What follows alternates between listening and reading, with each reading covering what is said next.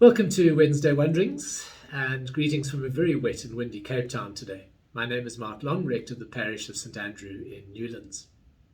My apologies for disappearing unexpectedly 4 weeks ago.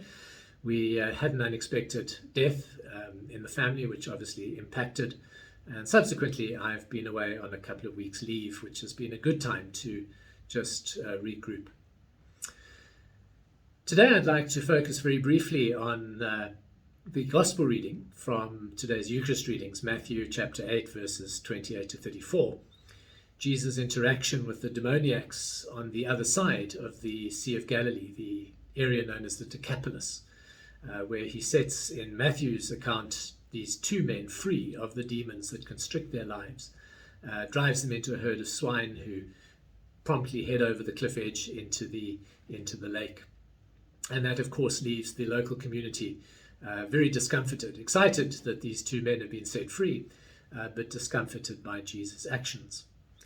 We always, I think, need to ask the question, why? What's going on in the background? And of course, some knowledge of history and the socio-political, economic issues of the day actually can be quite helpful in reading below the surface in this kind of narrative. And of course, the Decapolis is a Hellenistic area, going back in history to the time when Alexander the Great sought to give what he saw as the wonderful gift of Greek culture to the world and impose that on all the people he conquered. You can read 1 and 2 Maccabees in the Apocrypha to get some idea of the real pain that created for many Jewish people and the opposition that they rose to that. And so I do encourage you to just go back into some of those books and explore something of that history. So as Jesus goes across to the other side, it's more than just a physical journey by boat. He's going from a Jewish cultural context into a Hellenistic cultural context. It's not to say there weren't a lot of Jewish people living in that part of the world on the other side of the lake. There would have been. And there's no doubt that Jesus had quite a following from that area when you read through the Gospels. But he goes across to the other side. And interestingly, he's not just setting two men free of what constricts them. He's also really, I think, seeking to enable people, and Jewish people in particular, and perhaps even more specifically, the disciples that have gathered around him, wanting them to perceive the world around them differently. And so this act kind of cleanses the perception of the Hellenist world or Hellenistic cultural outlook as being inherently evil. It, in many ways, is cleansed here. Jesus interacts in a number of different contexts where clearly those around him are forced to recognize that God works beyond the boundaries of Judaism. He's often in conflict with the Pharisees around their strict legalism. And when you begin to recognize the impact of Hellenism on that part of the world over a number of centuries before Jesus' birth, we begin to see something of what drives that Pharisaical commitment to a kind of purity of faith. Because Hellenism was seen to be, as I think for us so often in our own worlds, we kind of see secular society out there as a threat to our faith and our way of life. And Jesus is asking of those around him that they see life differently, that they see the world around them differently. And in this particular narrative, he's saying to them, see God holding the whole world. See God cleansing all the perceived evil out of this environment. See it as a space that we can step into and that the power and the presence of God can interact with. It doesn't have to be limited to Galilee, to Judah, to the temple, to the synagogue. It can be broader than that. Jesus, in so many other contexts, continues to really push those around him to broaden their perspective of where and how God can work. Peter recognizes Jesus as Messiah. Essentially, he has them standing overlooking the temple of Pan at that point. they're not sitting in Jerusalem. They're sitting north. They're sitting in a kind of Roman Hellenistic environment. And Jesus saying, this is where I will build my church.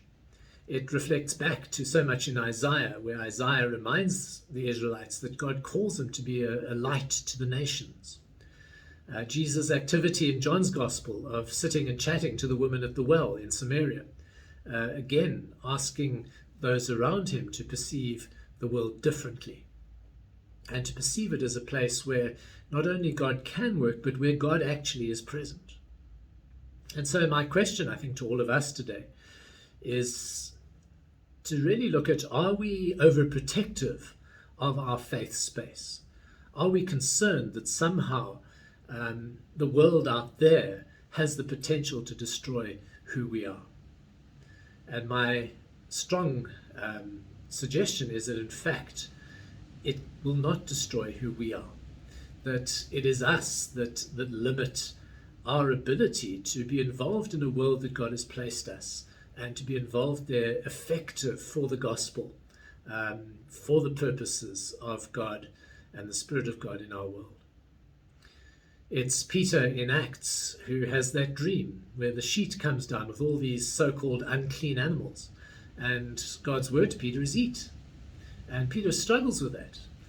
The sheet has to be let down in front of him 3 times before he kind of acquiesces to that.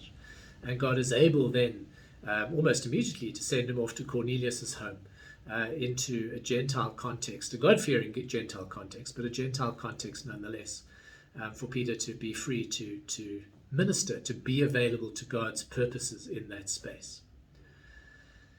And so where are we limiting our life? Where are we limiting God's ability to work through us?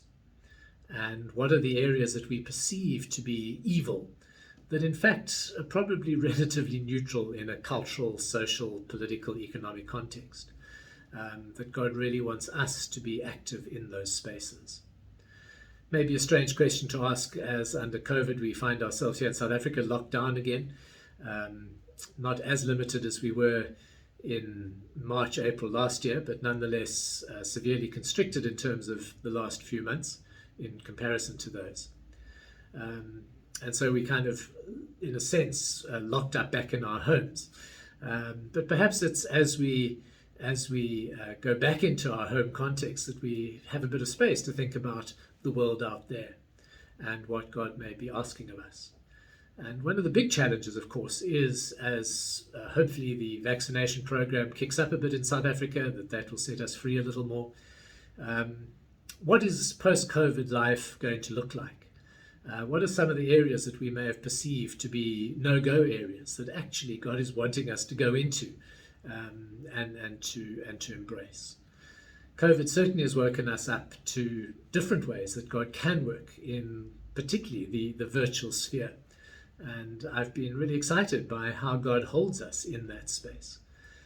So as we begin to hopefully be able to step out increasingly after this lockdown into a fuller experience of life, what are the places that you and I are being called to? What are the places that the church is being called to be more open to and to be more available to the Spirit of God's leading, to reach out, to embrace others, to be more hopeful in the way we see the world and in the way we proclaim the gospel, to be more open and inclusive of the culture, the people, and the creation that God's placed us in. We ultimately need to follow Jesus' injunction that the law really is all about love.